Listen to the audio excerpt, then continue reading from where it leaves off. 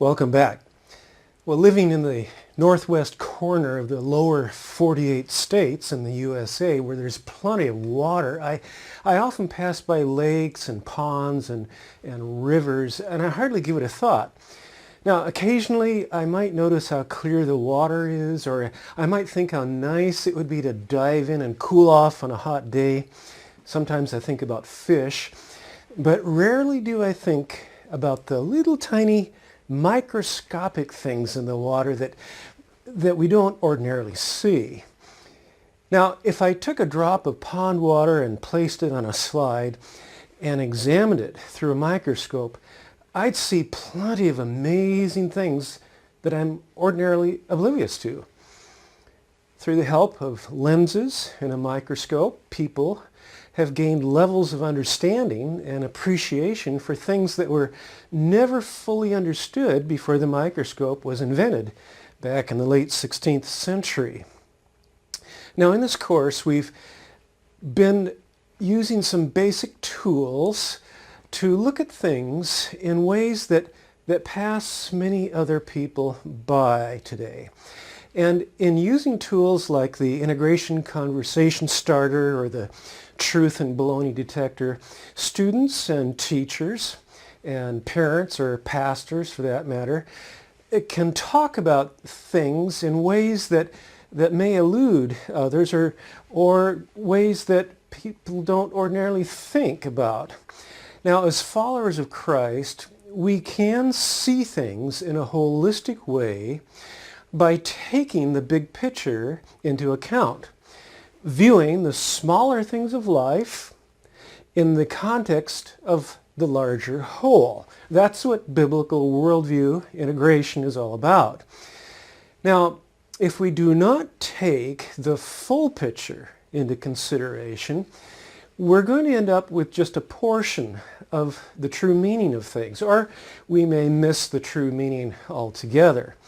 Now, in this session, I'd like to share another tool with you that will increase meaning. This particular tool I have found to be very helpful for viewing the things in life that go wrong. And when we're faced with a problem, when we're confronted with a crisis or a serious irritation or simply dealing with a very troubling question, this tool can be extremely helpful for a follower of Christ. It can be used in your life as a teacher or an administrator, or if you're a pastor or a parent, it can be used in your life just as well. And of course, we want it to be used in the lives of students who are dealing with problems on the playground or maybe on a part-time job after school. And I call this tool the Biblical Worldview Finder. Now, some of you might be asking, what does this have to do with education? Well, from a holistic vantage point, Christian education is more than learning how to spell or how to solve a math problem or how to become a good reader, although those things are important. Holistic Christian education has to do with the whole of life. This is the very nature of holistic Christian education. Now, before I share with you the mechanics of this tool, I want to lay a bit of groundwork. Now, in the previous sessions, I've described the concept of a worldview as the way a person conceives of God, creation, humanity, moral order, and purpose. These 5 worldview components provide convenient mental hooks to hang our thoughts on. Now, when we are comparing the biblical worldview with other worldviews, like with the truth and baloney detector, these 5 components really are quite handy for comparative purposes. Or if we're trying to make connections between the biblical worldview and any academic subject that we're dealing with in school, like when you're using the integration conversation starter, those 5 components of a biblical worldview are very, very helpful for organizing our thoughts. Now, a variety of tools in your toolkit is really important. So I want to present another angle for thinking about how the biblical worldview causes us or enables us to see things differently than we would without that bigger picture. And this other angle that I want to talk about here is a common angle for discussing biblical worldview, and that is the angle of discussing it or seeing it in terms of a four-part narrative, namely creation, fall, redemption, and restoration. Now, this way of thinking about biblical worldview was really made fairly popular in the 1960s and 70s through the work of Francis Schaeffer. Although he wasn't the first to think about biblical worldview in this way, he did popularize it. Now, this way of seeing worldview has also been used by many others, including Chuck Colson and Nancy Pearcey, who wrote How Now Shall We Live?, which was one of the most popular books on worldview that came out in the 90s. And Darrell Miller uses this approach in his book Life Work, which is required for this class, and I also use this approach as well. But whether we use the approach that identifies four parts of a grand narrative like creation, fall, redemption, restoration, or whether we approach worldview as a big picture with five components, God, creation, humanity, moral order, and purpose, the principle of integrating particular things into the context of a larger picture or a larger narrative, the principle is the same. This principle, whether it's applied to the picture or the story, is based on the premise that our interpretation of smaller pieces is influenced by our concept of the larger whole. So, remember this? Of course you do. You're probably tired of seeing it by now. But whether you see this as a foothill behind a farm or as a banana will largely be determined by your concept of the bigger picture or the larger story, you might say, or the probability structure, as some people call it. Well, as I mentioned earlier, the Biblical Worldview Finder is a tool that's particularly useful in connection with stress-producing issues or problematic challenges or difficult questions. It's a practical way to put these challenges of life into the larger context. And when we do this, those challenges look different than they did before. And the tool I'm talking about is a template that looks like this.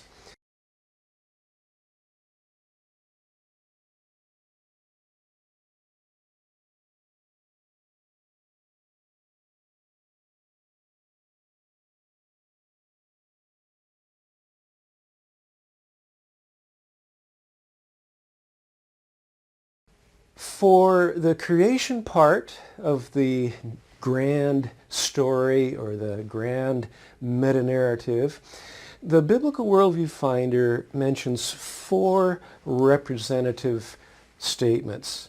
Number one, the entire universe was spoken into existence by the designer creator's willing choice. Secondly, God caused all things to first appear, and he continuously sustains all things throughout the present. And number three, the creator-sustainer is a personal being. And number four, men and women are specially created in the likeness and image of God, which sets us apart from animals and gives us a basis for intrinsic value and inherent worth.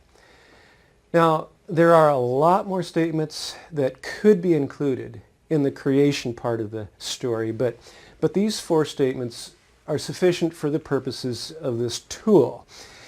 Romans 1:20 says, "For since the creation of the world, His invisible attributes are clearly seen, being understood by the things that are made, even his eternal power and Godhead.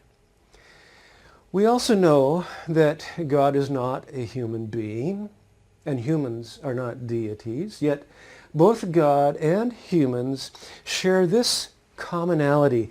We're both personal beings, capable of abstract reason and also capable of original creativity. Now, in this respect, we bear God's image or his likeness, as no animal does. And in the person of Jesus, God took on the form of a human being and became fully man and fully God at once. Now in Genesis, God said, "Let us make man in our image, according to our likeness. In the image of God, he created him. Male and female, he created them." Now, when it speaks of "let us make man," that's a reference to the Trinity and the triune nature of our God. Now, even after Adam and Eve fell out of right relationship with God, they sinned, even after that, God affirmed that humans still have unique value as image bearers of God. This is clear from a number of scriptures, but Genesis 9 tells us when Noah and his family came out of the ark after the flood, that God spoke to Noah and said, "Whoever sheds man's blood, by man his blood shall be shed. For in the image of God he made man." What this tells us is a person's worth does not start when he or she comes to faith in Christ. People have intrinsic value before they come to Christ, not because they come to Christ. People have intrinsic value because even while in their broken, fallen condition, they bear God's likeness and image. That's the tragedy of the fall. The Bible says Christ loved us and died for us while we were yet sinners. Now, this is why every person we come in contact with is worthy of profound respect, no matter what their worldview is, regardless of their behavior. Now, that's always a good thing for teachers to remember. Being made in the likeness and image of God is the determining factor of your students' dignity. And this factor is what sets students apart from animals. It sets people of all ages as far apart from the ape as from the ant or a plant. This really is what having intrinsic value and inherent worth is all about. It applies to every human being, even those kids that are particularly irritating. Now, as for the fall part of the larger narrative, the biblical worldview finder has two representative statements. Statement number 5 says, God has set in place non-optional, non-negotiable moral laws for our good. And when we disregard them, we hurt ourselves and others. And then statement number 6 says, since the fall, human beings have experienced an internal problem with sin, a natural bent to go our own way rather than God's way, and to be a law unto ourselves. Now, as for the redemption part of the grand narrative, the biblical worldview finder has two statements. Statement number 7 says, at the cross, Christ took upon himself the sins of the human race in order to bridge the relational gap between us and God, and to provide a way of redemption through personal faith in his finished work. And then statement number 8, genuine freedom is the internal self-control that comes from self-government under God through the enablement of the Holy Spirit, regardless of the circumstances. And then finally, in the restoration part of the narrative, the biblical worldview finder includes 4 statements. We live in a fallen world, which is not the way it was originally made to be, but we do not live in a forsaken world. Next, the earth and everything in it remains God's own possession, and therefore it has great significance. Next, the first commission given by God to humanity is to govern over all the earth. And finally, God seeks to do his will on earth as it is in heaven, and by his grace he will work through redeemed people to bring his light to every sphere of life. Now once again, let me say that there are many more statements that could be made in reference to creation, fall, redemption, and restoration. But for the purposes of this tool, these 12 really are sufficient. Now, as with the other tools that I've talked about, the format of the Biblical Worldview Finder is really quite simple, but the application of the tool does take some reflective thought.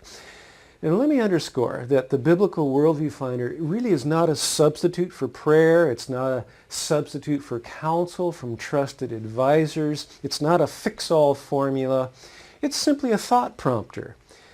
And the basic idea, again, is to put a particular challenge or question or issue into the context of the creation, fall, redemption story by considering how each of these 12 statements casts light on whatever particular challenge, question, or issue you're putting in the center of that larger story.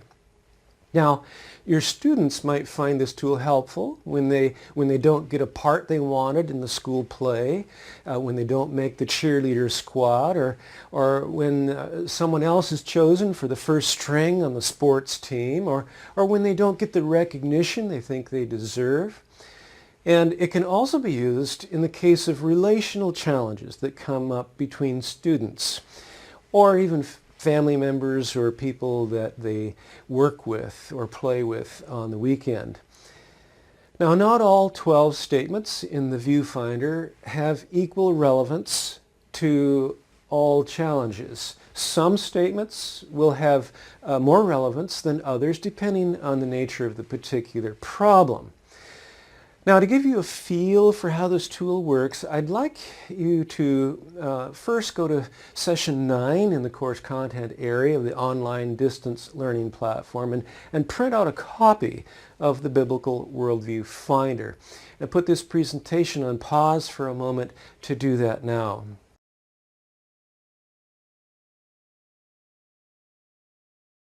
Now, with the Biblical Worldview Finder in front of you as a reference, I'd like you to watch a short video clip about a man named Ivan. It's a true story. Ivan was faced with a particular challenge at work that was quite negative.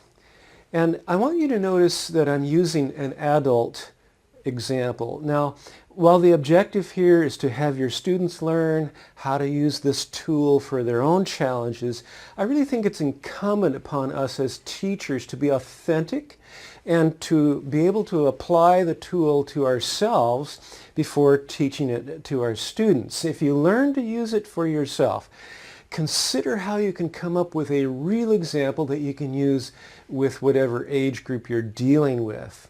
And as with the other tools, those of you who are dealing with very young children, you'll have to adapt some of the language to an age-appropriate level. So, Ivan runs into a big snag at work. Here's the story.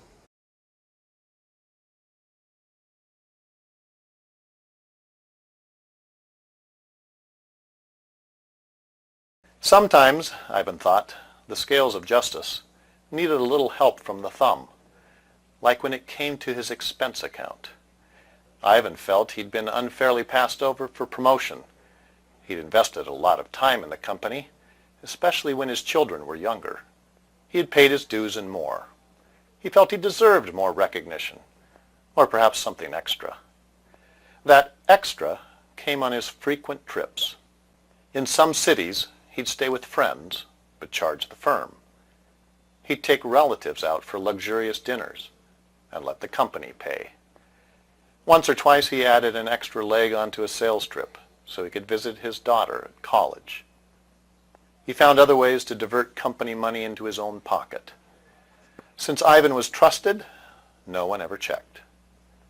Ivan felt the company owed him. At church, he looked Evelyn, owner of the firm, straight in the eye without guilt. Two co-workers were furious when they caught on. Unlike Ivan, they weren't professing Christians. In fact, they resented the religious talk around the office. They felt Ivan in particular was self-righteous. The spiritual tone of the office sometimes made them feel second class. When news of Ivan's misdeeds found its way to Evelyn, she was livid. She felt betrayed, not only by a trusted employee, but also by a fellow believer who had sat with her on church boards.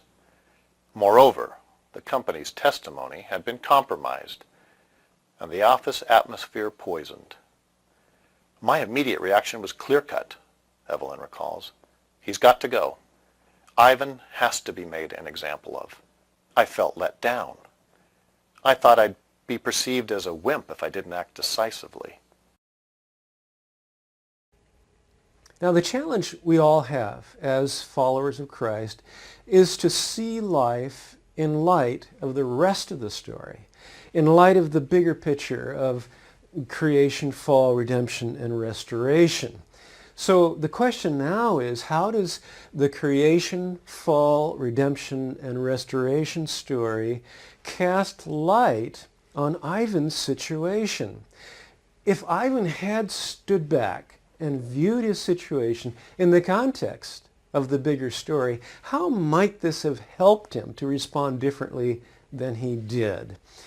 I'd like you to consider the first statement in the creation part of the viewfinder, which says the entire universe was spoken into existence by the designer-creator's willing choice. This could have helped Ivan to realize that life is not about him. It's about the one who made him. God is the potter, Ivan is the clay. And it might have helped Ivan to remember this. And it also might have helped him to remember that if God is big enough to create the universe, he's big enough for this issue at work. Now, the second statement in the creation part of the story says that God caused all things to first appear, and he continuously sustains all things throughout the present. If Ivan had just thought about this a bit, he might have remembered that God is sustaining him, giving him his next breath, in spite of this negative development in his life. The world did not fall apart because Ivan was overlooked. And that should tell him something. And also, God is sustaining Ivan's boss's breath. Both are being sustained for a purpose that is greater and grander than either one of them. It's good to think about those things once in a while. Now, the third creation statement is that the creator-sustainer is a personal being. This could have reminded Ivan that God can relate to his pain. Because God can relate to his pain, God can be a source of personal help to him. The Lord is someone who was tempted in all ways as Ivan was, and the Lord is someone that Ivan can talk to about this problem. God understands his pain. He's someone that Ivan can reason with about it and even express his frustrations to. And King David did this very often. Well, I'd like you to put this presentation on pause. I'd like you to go through the rest of the 12 statements of the viewfinder on your own with reference to Ivan's issue. I want you to think about each particular statement and how it relates to Ivan's challenge of being passed over for a promotion. And remember, some statements on the viewfinder relate more directly to Ivan's situation than other statements do. But some of these statements have a very profound and strong connection with Ivan's situation. Now, if you are personally going through a very difficult situation right now in your own life, I'd like you to put this presentation on pause and go through this exercise relating it to your own situation. That might be of more benefit to you than going through Ivan's situation. But you take your choice. At any rate, take time to reflectively think about how each of these 12 statements in the viewfinder can help you, or could have helped Ivan, to get perspective on the challenge, the crisis, or the question that's facing either you or Ivan.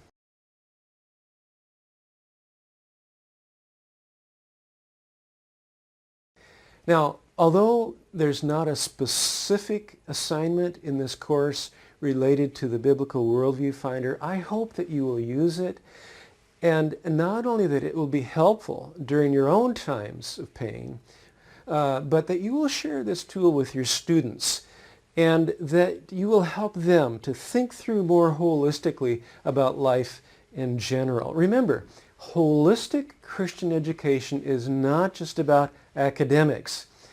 It's about seeing all things through that lens, through that grid, and seeing how everything relates to the bigger picture of God's world. And as with the other tools that I'm giving you in this course, the aim of the Worldview Finder is that students will be able to think holistically, and they'll be able to dispense with the so-called sacred-secular split.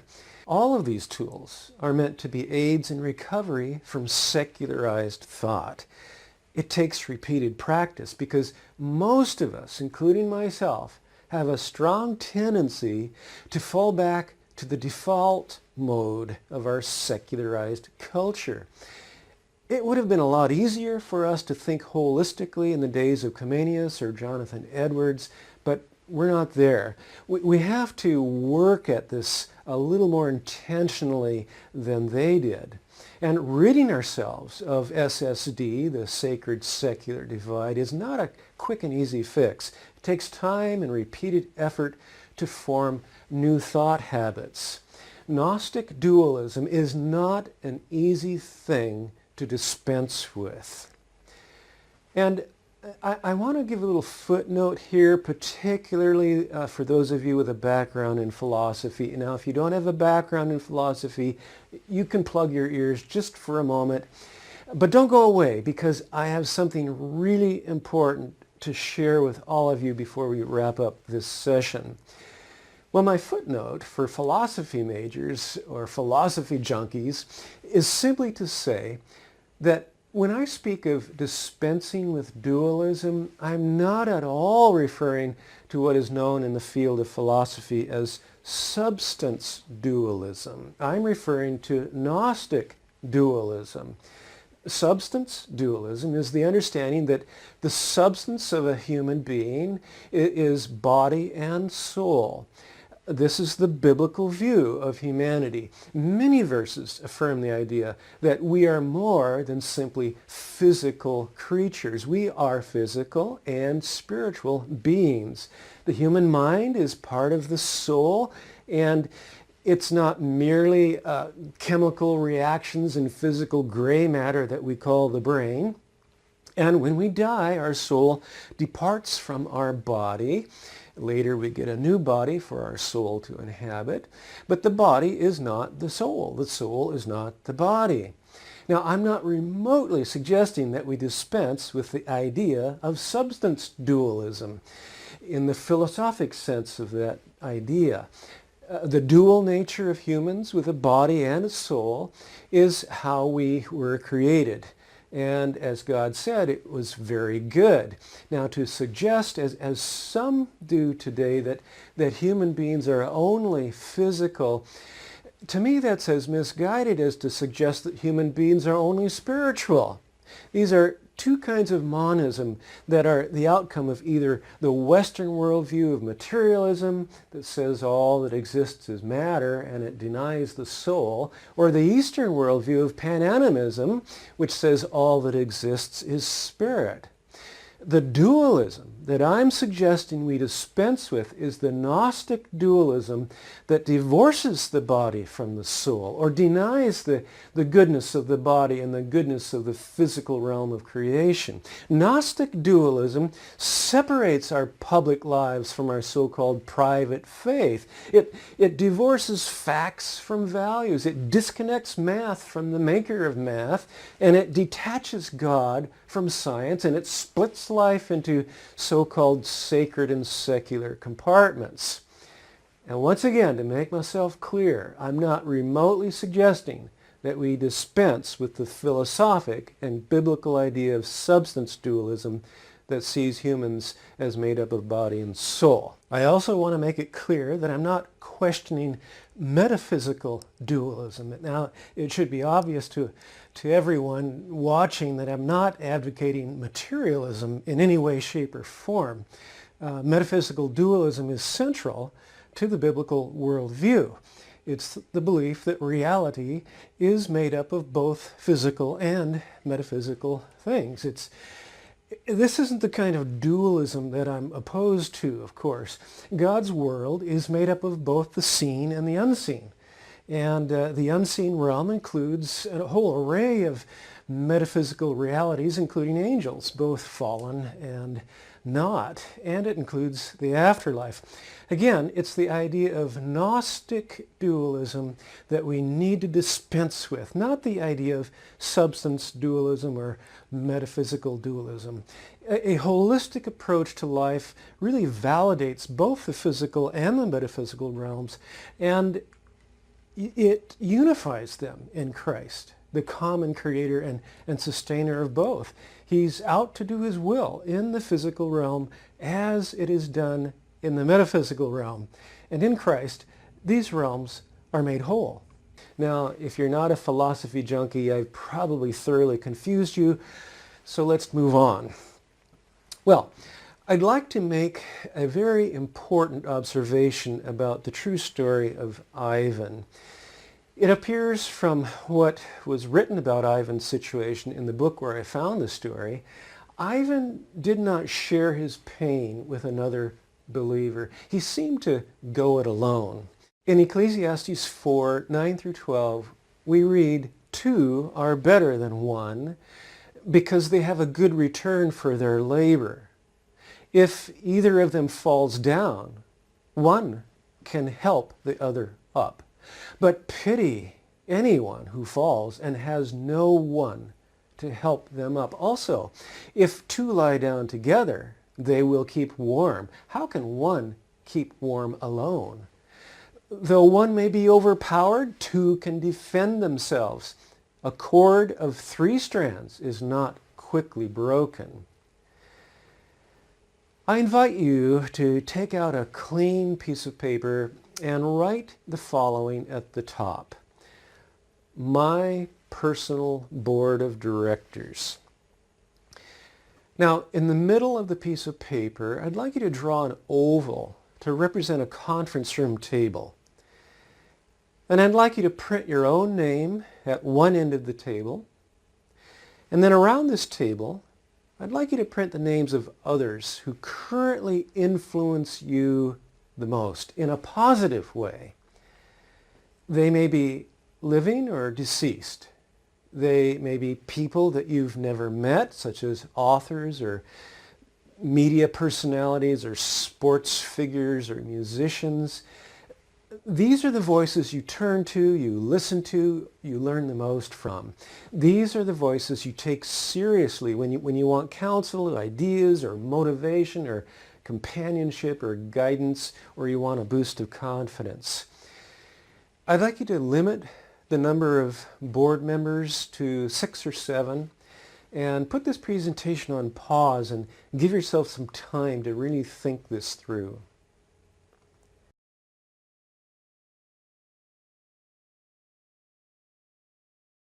Now I'd like you to write a short description by each name that you've put around the table. A short description that identifies the basic reason why he or she is on your personal board of directors. For example, he always makes time for me, or she never makes me feel like my ideas won't work.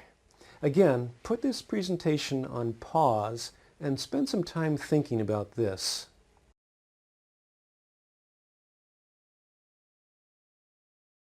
Now, when you're through watching this presentation, sometime in the next 24 hours, I recommend that you write a short personal note to each member of your personal board of directors, the living ones, that is, thanking them and letting them know that they are on your personal board of directors and why they're there.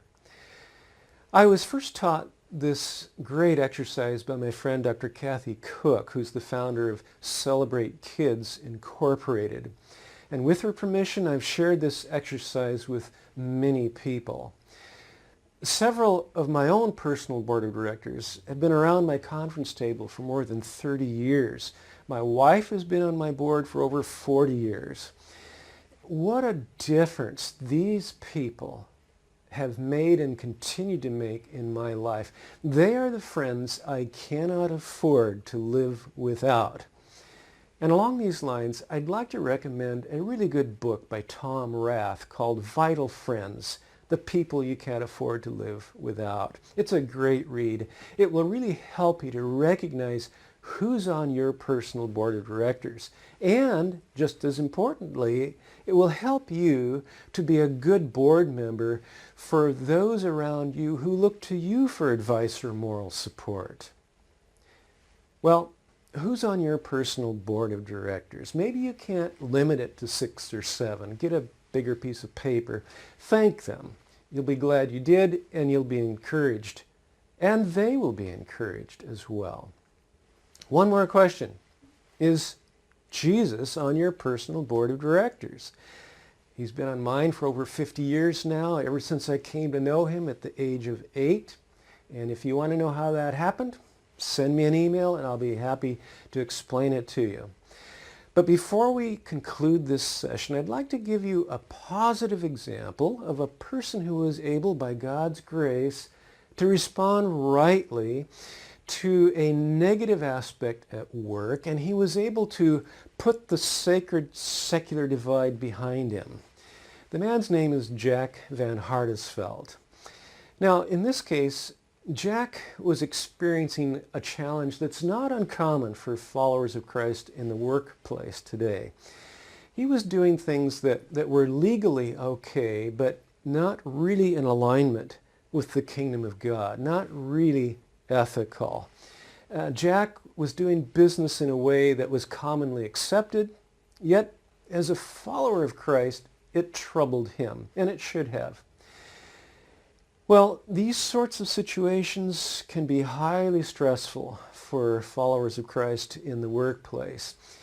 But as we put this sort of thing into the framework of a bigger picture, a biblical worldview context, these kinds of situations take on a whole new dimension.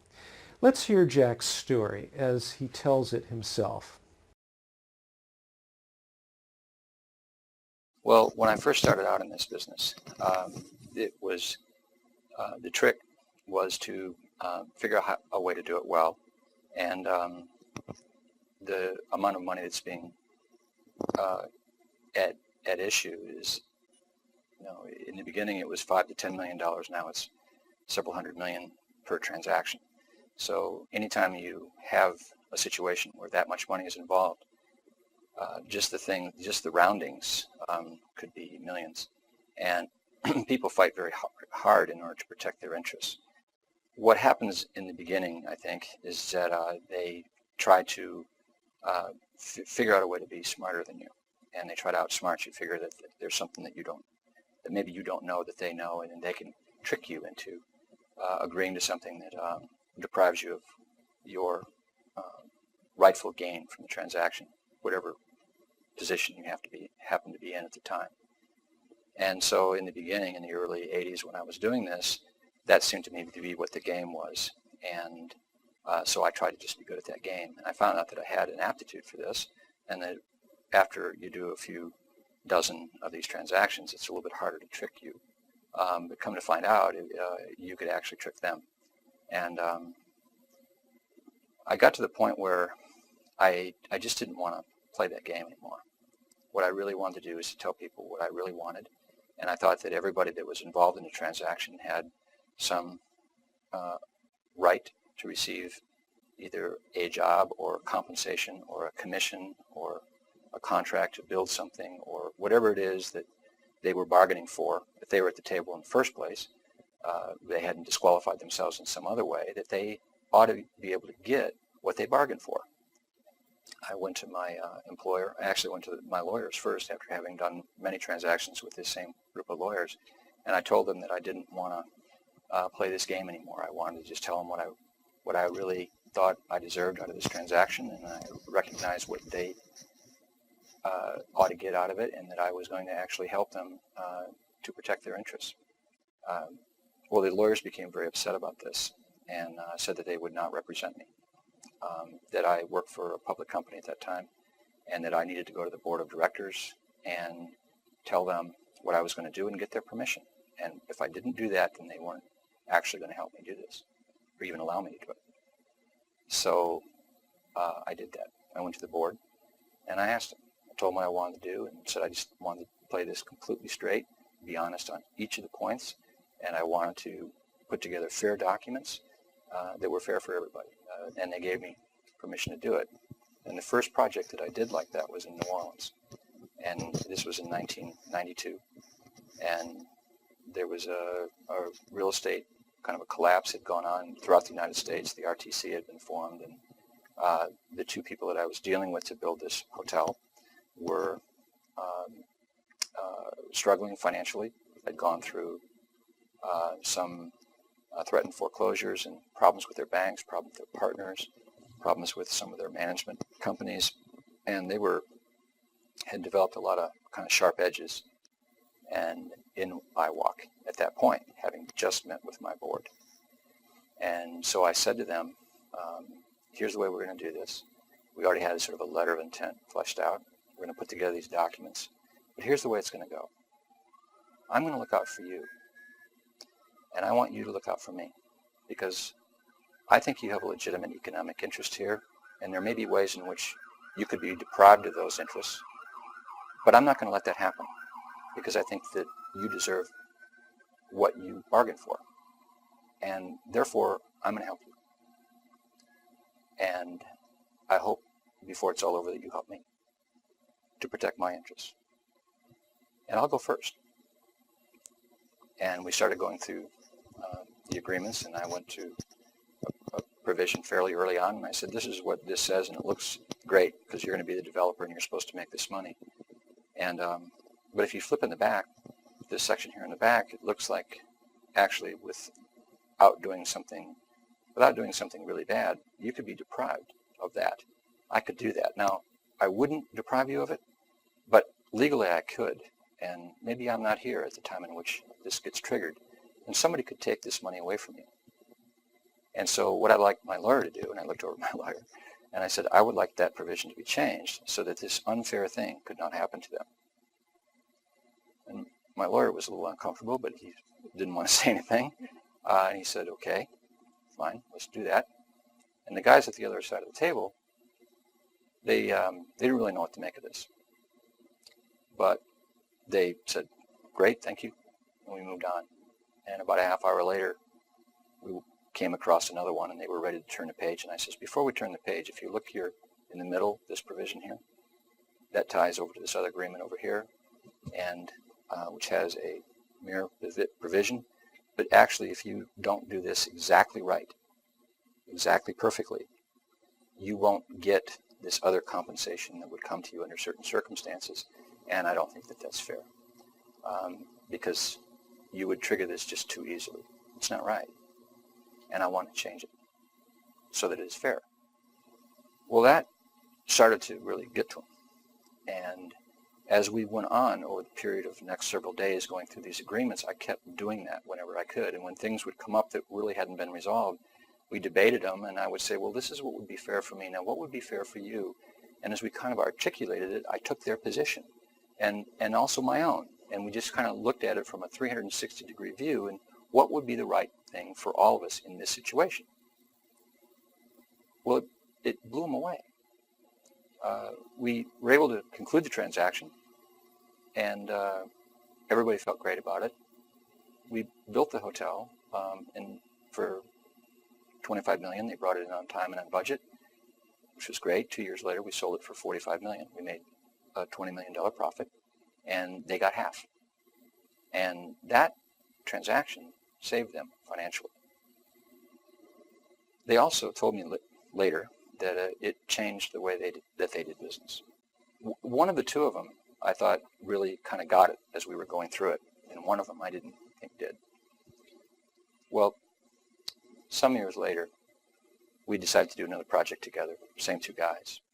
And one of the fellas there, the one that I thought probably didn't get what I was doing, he was being honored that day as being Orlean of the Year.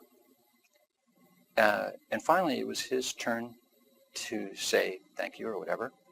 And he stood up to the microphone that was in front of him, and he turned to the audience, the people who were there, and he pointed to me, and he said, "Jack, would you please come and sit next to me?" So I didn't really want to do that. This was not about me. This was not my moment. This was his moment. But for some reason, he wanted me to do it, and so I did. I walked up and I sat next to him. And he looked at the people and he said, "Thank you very much for all your kind words." He said, "But I am not the one that you should be honoring here today. You should be honoring this man sitting next to me." And he pointed to me. And he went on to say some of the nicest things that anybody has ever said to me. I can't repeat it, but he thanked me. He thanked me. They were saying, "It's you, sir," him. And when it's his turn to talk, he said, "It's not me, it's him." And he referenced specifically the things that I had done and the way it had affected him. Sometimes people don't get what you're doing right away. But it's not always about right now. Sometimes it takes people a while to get it. And the hard part is to not fall prey to that. Don't make your ethics become situational, where he's a bad guy, therefore I have the right to be a bad person. Don't do that. What you do is you have your own ethics, your own moral compass, and you just stay with that. You are looking out for their legitimate business interests. And that doesn't mean that you're Santa Claus and that you don't make money, because we do. I mean, we do very well here. But what happens is that we're not mired down in litigation. We're not struggling through fractured relationships. We are able to resolve things with phone calls. I don't have to call my lawyer to straighten things out. People kind of get it, and they will generally reflect back to you what you are showing to them. Was there something that happened in your life where you decided you didn't want to do it the normal way and you wanted to do it this other way? What caused this to happen? Well, when I was a teenager, I thought that I would go into the ministry, become a pastor of a church. That was kind of my path. And then my father died when I was a teenager. And that sort of changed things. I thought I had to make money, which I did, to support myself and my family, my mother and my sister. And I put myself through school by working. And all of those ethics and morals were still there. They're still ingrained within me. And as I began to develop in my career, I found myself not always following those morals and ethics. And it bothered me. It always bothered me. It got to the point where I just didn't want to do that anymore. I wanted to bring what we were talking about and listening to on Sunday morning, I wanted to bring to Monday morning and Tuesday morning and Wednesday morning. I wanted to live more of my life in that ethical structure, that spiritual understanding. And the interesting thing is that there is no penalty that you pay. It's better. You do better. You don't do worse. That's the joke of it. There's no penalty. It's easier. You actually make more money. Your business booms. I mean, it's I don't know why I don't know why everybody doesn't do this. What happened? It's human nature to be maybe a little bit manipulative and, and trying to outsmart the other guy. Your ego gets involved and you don't want to look like an idiot and all this kind of stuff. And it forces you into behavior, and it's reinforced by everybody else's behavior. But man, as soon as you stop doing that and you just go out and do the right thing, it works. Jack's story illustrates biblical worldview integration at its finest, and its holistic Christian thought at its best. It also illustrates what could happen in a society at large if a holistic Christian view of vocation were to be practiced in the world by believers who are already sprinkled like salt through the entire spectrum of society in the workplace. I believe it could turn our culture upside down in short order. Holistic Christian education is education that equips students to make the kind of life choices that cut through the Gnostic dualism that really cripples so many of us today. We really need a nation of people like Jack Van Hardesveld. And to get there, I suggest we be far more intentional about motivating Christian students to think holistically about vocation. I believe this can and should start in kindergarten. And in the next session, I'd like to take a good look at some practical steps that you can take to help restore a holistic view of vocation in the K-12 curriculum. I'd like you to look at some practical steps that will really be helpful for the next generation in seeing their work as holy ground. I'll see you then.